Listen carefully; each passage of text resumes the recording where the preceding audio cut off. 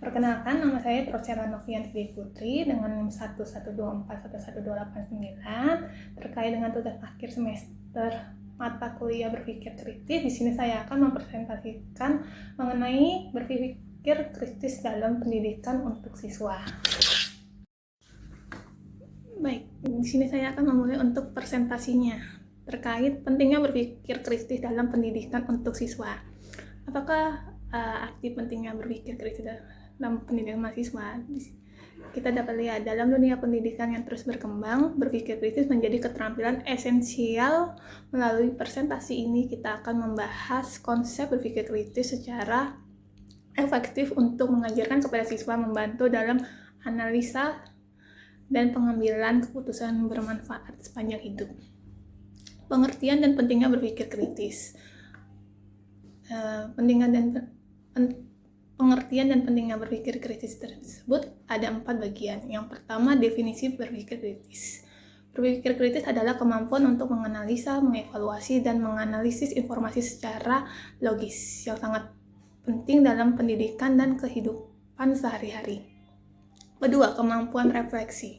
Menurut Paul dan Elders 2021, berpikir kritis melibatkan kemampuan untuk berpikir secara reflektif dan independen yang membantu individu memahami konteks informasi.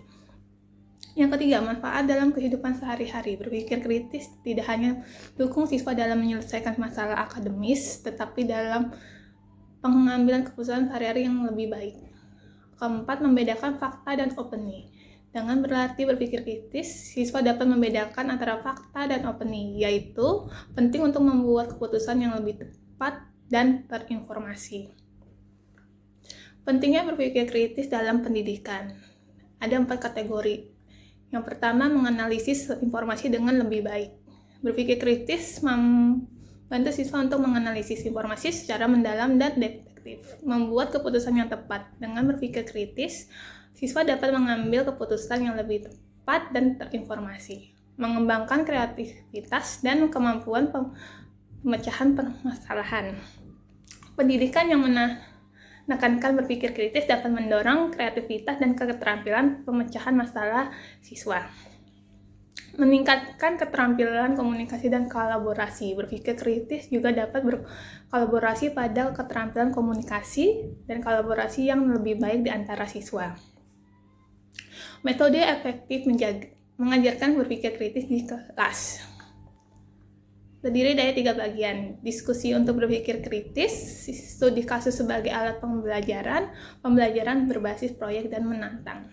Dari 3 tersebut mari kita kupas satu-satu. Dalam diskusi kelas untuk berpikir kritis, metode ini melibatkan siswa dalam diskusi dan perdebatan mengenai topik-topik kontroversial, mendorong mereka untuk berpikir secara mendalam dan kritis. Kedua, studi kasus sebagai alat pembelajaran. Dengan menggunakan studi kasus, siswa dapat menganalisis contohnya menurut mereka untuk membuat keputusan yang berdasarkan informasi dan data yang ada.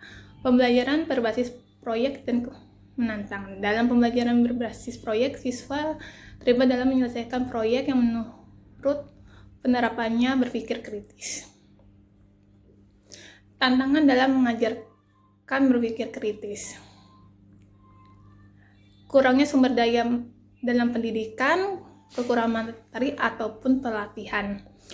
Resistensi dari siswa terhadap metode baru. Siswa tidak selalu terbuka. Keterbatasan waktu dalam kurikulum yang padat. Kurikulum menghalangi teknik mendalam.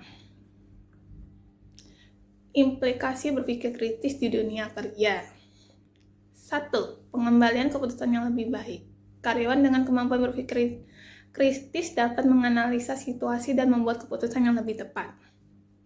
Inovasi dan kreativitas. Berpikir kritis mendorong individu untuk berpikir di luar kebiasaan dan menemukan solusi baru. Kolaborasi efektif. Yang berpikir kritis dapat berkolaborasi dengan lebih baik, mempertimbangkan sebagai perspektif dalam tim. Peningkatan kualitas kerja. Berpikir kritis membantu meningkatkan kualitas dan akurasi hasil kerja karyawan, penyelesaian masalah yang lebih baik. Berpikir kritis memungkinkan karyawan untuk mengidentifikasi dan menyelesaikan masalah secara efektif. Adaptasi terhadap perubahan. Berpikir kritis lebih mampu beradaptasi dengan perubahan dan tantangan di tempat kerja.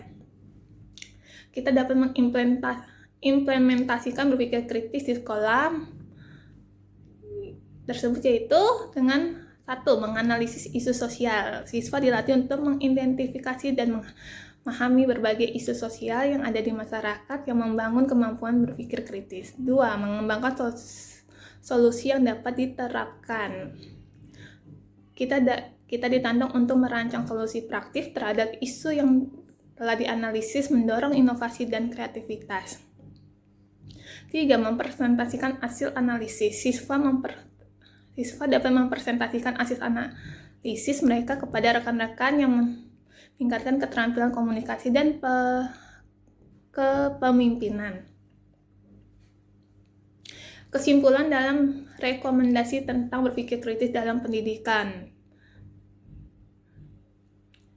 1. Pentingnya berpikir kritis dalam pendidikan. Berpikir kritis adalah keterampilan yang sangat dibutuhkan untuk memecahkan masalah kompleks dan membuat keputusan yang tepat. 2. Metode pelajaran untuk berpikir kritis. Pendidikan harus menerapkan metode yang mendorong siswa untuk berpikir secara kritis dan kreatif dalam pembelajaran. Pelatihan untuk pendidikan menyediakan program pelatihan agar pendidik mereka dapat mengajar keterampilan berpikir kritis dengan efektif. 4. Integrasi dalam kurikulum. Berpikir kritis harus diintegrasikan ke dalam kurikulum semua tingkat pendidikan untuk hasil yang optimal menghadapi tantangan di masa depan. Dengan meningkatkan keterampilan berpikir kritis, generasi mendatang akan lebih siap menghadapi tantangan. Mendorong kreativitas dan inovasi. Berpikir kritis hanya dapat membantu dalam analisis, tetapi juga mendorong kreativitas dan inovasi dalam berbagai bidang. Dalam dunia semakin kompleks, pentingnya kita untuk mengedepankan berpikir kritis. Sekian presentasi yang dapat saya sampaikan. Mohon maaf apabila ada kesalahan kata yang tidak berkenan. Terima kasih.